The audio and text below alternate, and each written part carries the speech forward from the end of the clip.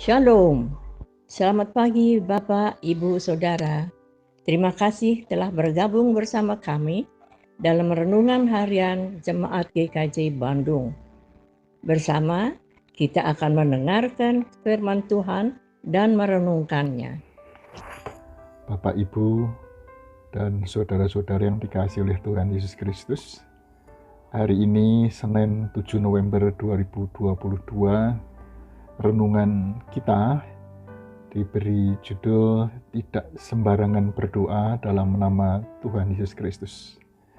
Didasarkan pada firman Tuhan yang diambil dari Yohanes 14 ayat 14 yang bersaksi demikian. Jika kamu meminta sesuatu kepadaku dalam namaku, aku akan melakukannya.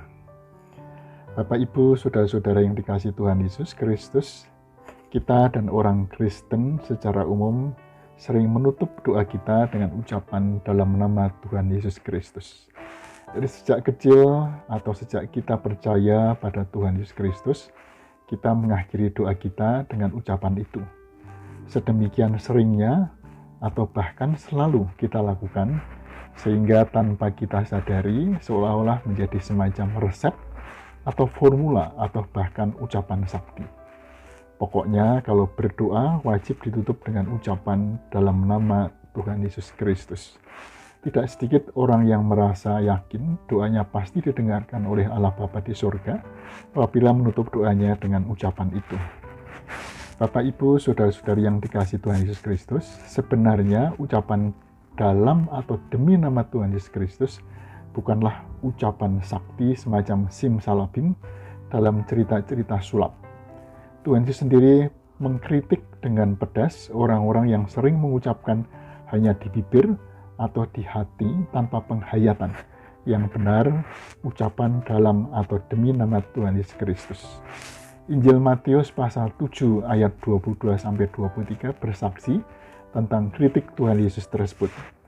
Pada hari terakhir banyak orang akan berseru kepadaku, Tuhan, Tuhan, bukankah kami bernubuat demi namamu dan mengusir setan demi namamu dan mengadakan banyak mujizat demi namamu juga?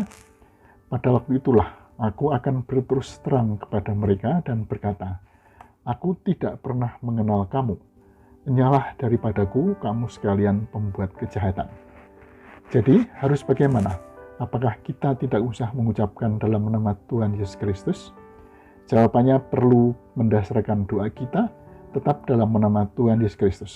Kita perlu tahu makna yang benar tentang ucapan dalam nama Tuhan Yesus Kristus tersebut. Ucapan dalam nama Tuhan Yesus Kristus mengandung makna pernyataan kepada Allah Bapa bahwa kita diberi kemenangan oleh Tuhan Yesus untuk menyatakannya. Tuhan Yesus menyatakan dalam Matius 7 ayat 21, bukan setiap orang yang berseru kepadaku, Tuhan, Tuhan, akan masuk ke dalam kerajaan surga, melainkan dia yang melakukan kehendak Bapa-Ku yang di surga.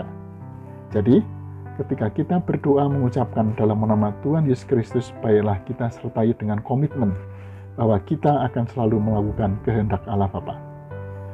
Mari kita berdoa. Allah Bapa, Putra, dan Roh Kudus, tolonglah kami untuk dapat berdoa dengan benar, dengan komitmen sepenuh hati untuk melakukan kehendak Allah Bapa dalam kehidupan sehari-hari. Ampuni kami kalau selama ini kami tidak berdoa dengan benar. Terima kasih Allah Bapa, Putra, dan Roh Kudus. Amin.